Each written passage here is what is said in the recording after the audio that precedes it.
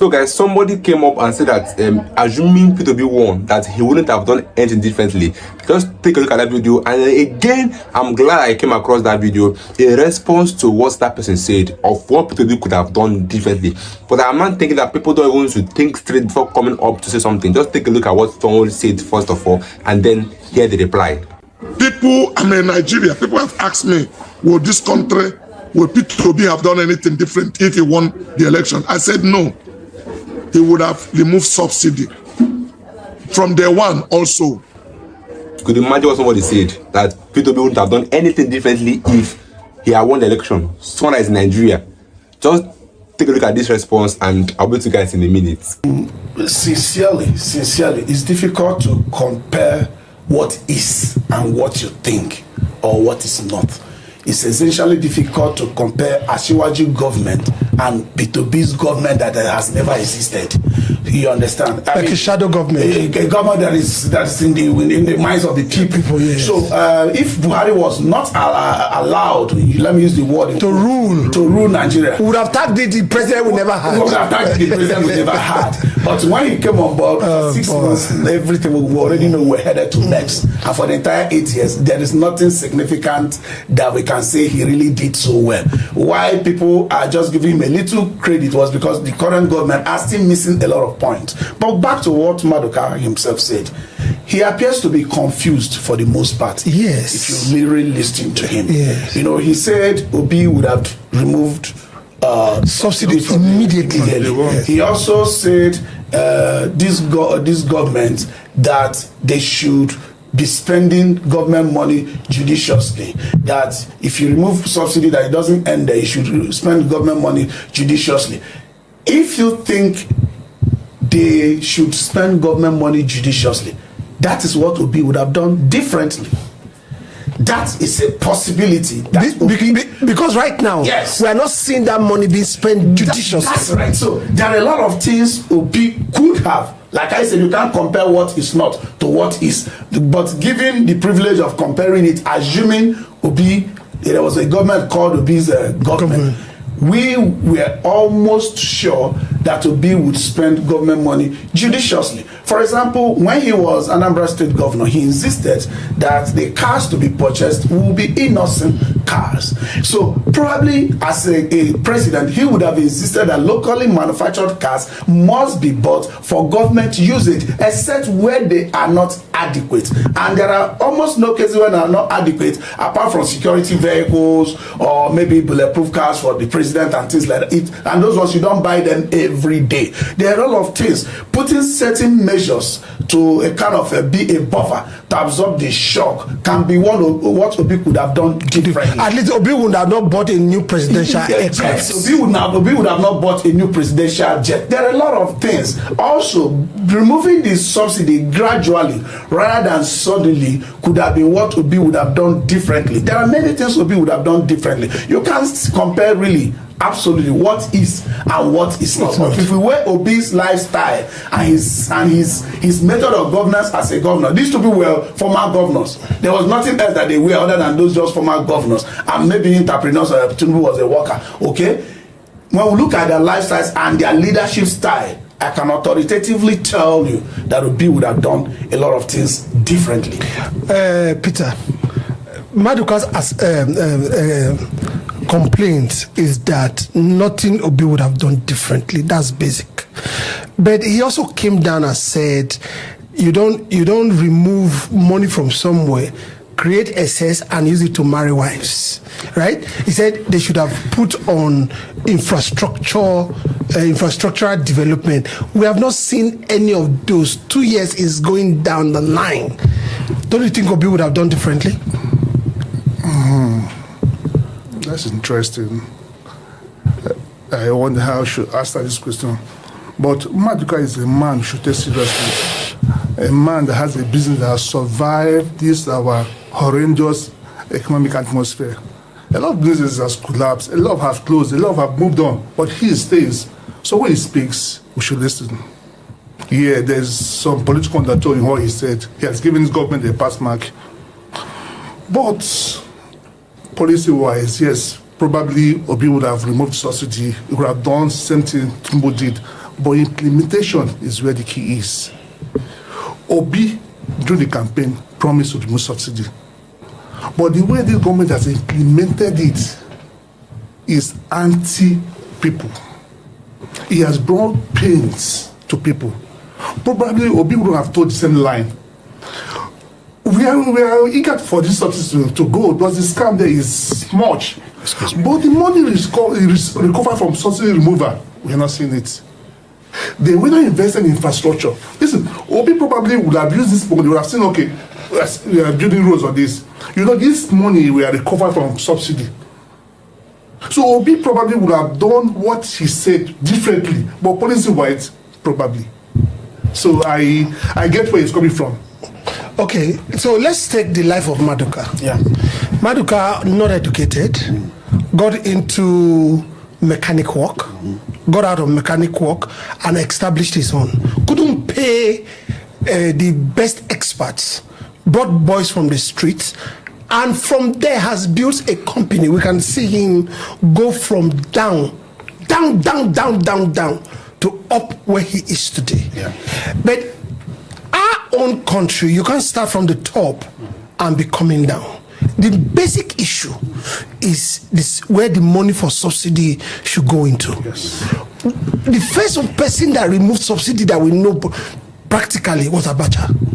As bad as Abacha was, in quotes, I don't see him as bad though. Yeah. As bad as we think he was, we saw PTF. Thank you, sir. We saw roads, we saw grants to schools, we saw hospitals. National Hospital was built, Gwarimpa was built by PTF, and so many roads. Don't you think that would have been an example they should have followed? First of all, I do not believe Maduka is not educated. Maybe the education he had wasn't a conventional one. Yeah. Education doesn't have to be just a classroom thing. Okay, formal one. Okay, and that's also one of the problems we are facing today. If we are ticking the box, the person didn't graduate in the same school from, you think he's not educated. They are experiential learning, and they are actually a very valuable education. That said, Maduka talked about usage of the money. He also hinted about collection of loans, yes, something that is very, very important. Yes, usage of the money. What are the infrastructural development? What are the key sectors? You see, when you have infrastructural development being driven by politics, there will not be national development. For example, if we are, instead of thinking of a rail network to connect Lagos and Abuja, and a road to connect Lagos and Abuja to be built by a minister, for example, Umahi, he would think, what has my state benefited? They would rather go to Ebonyi to do one road.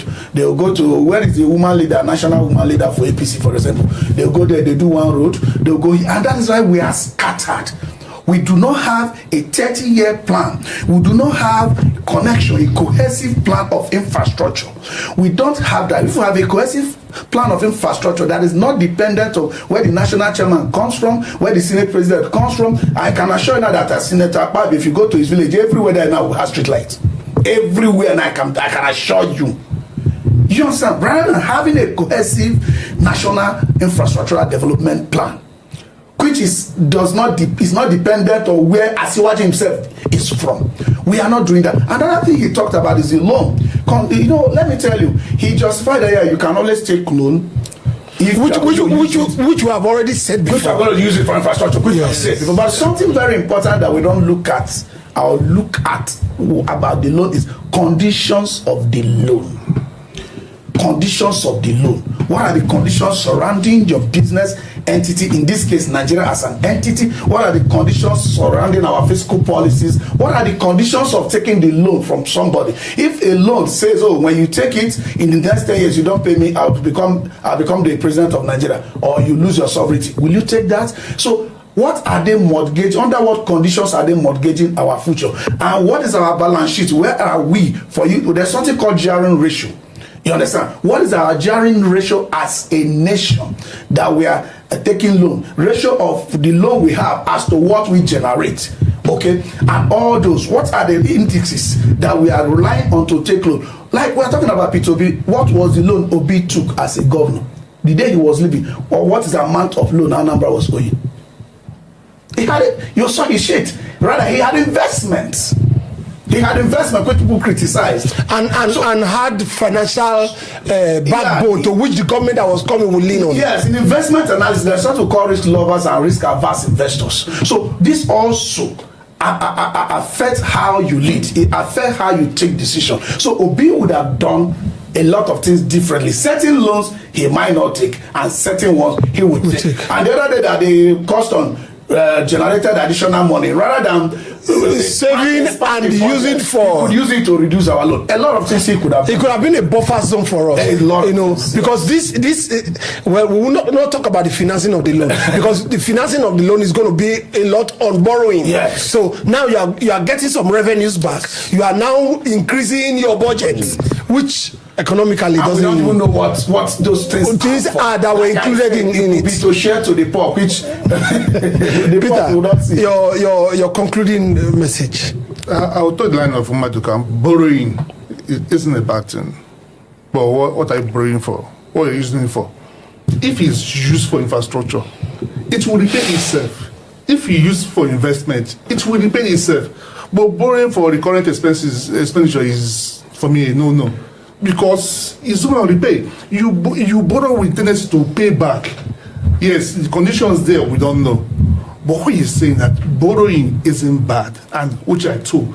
But what are we borrowing for? So that's where this government should be more open. Like I know what this government is borrowing for. Like I chip in, those conditions are the things that will let you know whether that investment can pay back. It doesn't just pay back by mouth. It doesn't just once I carry this and I do infrastructure, that infrastructure must pay back. Not infrastructure will pay back. Yeah. It's interest rate accumulates so much, and what it will be yielding in a year will never be more than after minusing the running cost. That is not a good investment at the end of the day. I think one of the reasons we are even giving this attention to what Maduka said is because we are not seeing any improvement on ground. The people have been more impoverished, and there are no structures on ground. Yes, and I'm also trying to deny the public that there is no option in Obi or any other person. Or any other person. This policy is going the right way. We're heading in the right direction. That's what exactly. So the policies definitely are not probably not going to the destination. But from what he said, for whom he is and believing him, this Nigeria is heading to the right direction. So with time we will know. Well, Nigeria headed to the right direction. We are yet to see it, and we don't even see prospect. And like Okafor said, what are this money being used for? Well, maybe we'll leave it there and look at how we progress in the next dispensation. As in 2 years is going now. We'll be right back on News Insight. All right, I will take it from here. So someone came up and had the mind to compare P2B and Tinubu. Who does that? Imagine a man that is not in any political office have impacted life more than the whole government as a whole. The whole government that removed fuel subsidy and the money they are using it for their own personal gain. In a government where they bought a private jet worth billions of naira for the president, and we are in poverty in Nigeria. In a government where they use billions of naira to renovate vice president's house, and we're in hunger in Nigeria. In a government where they buying SUVs for senators, for House of Rep members, and we are hunger in Nigeria. And then someone coming out to compare P2B that have given billions of naira to northerners, to people that are suffering. P2B that have helped to renovate hospitals, renovate schools, give scholarship. What this government have failed to do, P2B did it. P2B that was the governor for 8 good years and left office without 5 naira. That's what I'm comparing with somebody that stole from Lagos State. See, you cannot compare Tinubu and P2B. It's uncomparable. Yes, P2B said that he remove subsidy, which quite alright, he said it's no argument. But the main thing is, what are they doing with the money recovered from the fuel subsidy? That was what those people were discussing. What did they use the money to do? We don't have any infrastructure. We don't have any producing any company or factory in Nigeria. We don't have anything in Nigeria. We don't have any schools, any good schools in Nigeria. Then our senators or our government are sending their children to go and study abroad. That means that we don't have any good and quality sound school here in Nigeria. It's as simple as that. Because if we had, you wouldn't have been sending your children to go and study abroad and be spending our public funds. Let me use Wike as an example. Wike has no job outside politics. Then where is he getting the money from that he used to train his child abroad? That he even have the mind and the morale, the impetus to go there and snap and post and tell us that congratulations to my son, congrats my son for being a good student in this school in a foreign land. Whereas in your own land, your own country, you don't have any quality school, any quality education. Go to federal university, they don't have any lab for practical. They don't do practical. All they do in federal schools is cram and pour. I went to a federal school. It's cram and pour. We cram and pour, no practical. You are studying engineering for five years. You come out, you cannot even do anything electrical. You cannot even construct a socket. You cannot even do anything because there was no room for practical. You study computer science, and yet they give computer, you cannot operate anything. You cannot build an app, you can't build a website, you cannot hack, you cannot do anything, you cannot even design, you cannot do anything with computer, but yet you went to school for 4 good years and studied computer science. This is the level where this government have put us in. Then the money from first subsidy, they've not used for anything. All they use to do is to travel to France, to Dubai, to travel all around. They use that money to fund terrorism. Because tell me the reason why the arms in the military are reducing, but the arms in the bandits are increasing. Who are giving them those arms? Who are funding Boko Haram members? Our money that they cover from subsidy are being used to renovate toilets, renovate houses for the senators, buy SUVs for the senators, but yet the masses are suffering and dying in hunger. Go to the north. The level of hunger in the north is alarming. And that's why P2B always goes to the north to make sure that those people are living well. But welcome to Nigeria, where they don't appreciate good things. P2B have put his life on the line for Nigerians. Imagine P2B going to go and intercede with the NAFDAC closing up some markets in Onitsha. And then some persons even came out, people like Mokri even came out and was saying trash about P2B. P2B, why didn't he come when the IPOP closed the shop or closed the market? Then is it that why is he coming now that the NAFDAC have closed this? P2B came because NAFDAC closed both the part that was to be investigated and part that have nothing to do with drugs. So he came to play with the government. Okay, open this market for people to control their business. That is the heart, like a man that knows the people's hearts. And then somebody is coming out to say negative things about P2B. And P2B is this, P2B that wouldn't have done anything differently. It's a total lie. P2B could have done a lot of things differently. Remember that P2B always say that if you want this economy to be stable or to grow, you must change from a country that consumes to a country that produces. Because in Nigeria, we export all our raw materials to China and then we later import the finished product. It doesn't make any sense. Doesn't make any sense. And that's why we are in this mess we are in now, because we don't produce, we only import finished goods. So P2B would have turned all these raw materials to finished goods, thereby turning our country to a country that produces. I will keep on telling you everything that P2B would have done differently. We would have turned this country to a country that produces than a country that consumes. Imagine a country like Nigeria that have farmland here and there, but farmers cannot go to farm because of bandits. Insecurity is eating up this country. And P2B, when he was the governor of Anambra State, insecurity was one thing he tackled, and education. And then somebody is coming up to tell me that P2B did not do anything in Anambra State. Total lie. You can lie all you want, but the world know the truth. The world. You can imagine, okay, now, if the world did not see what happened in Nigeria, how did Trump invite P2B and not invite the president? The world is seeing what is going on. The world knows who and who is legit and who is not legit. Because P2B have proven that he is not after Nigerians' money. He has his own money. He's giving millions upon millions. Okay, the wife of Tinubu came and told us that Tinubu has money, that Tinubu does not need our money for anything. But yet, our money is what they use for public transport. To travel outside the country, to come back, travel. Getting public fund. It's still our public fund they use to buy the private jets. It's our public fund they use to renovate VP's house. It's our public fund they use to do a lot of things they're doing. Then why are they now coming to tell us that they don't need our public fund for anything? It does not make any sense. And thank God for that video I just played for you guys that came out to explain, to tell us that P2B would have done a whole lot of different things if he had won the election. And now everybody is siding P2B. Let's see how the election goes. If you are new to my channel, you can subscribe. It's your boy again, Keys. What I'll see you in my next video. Stay tuned, guys.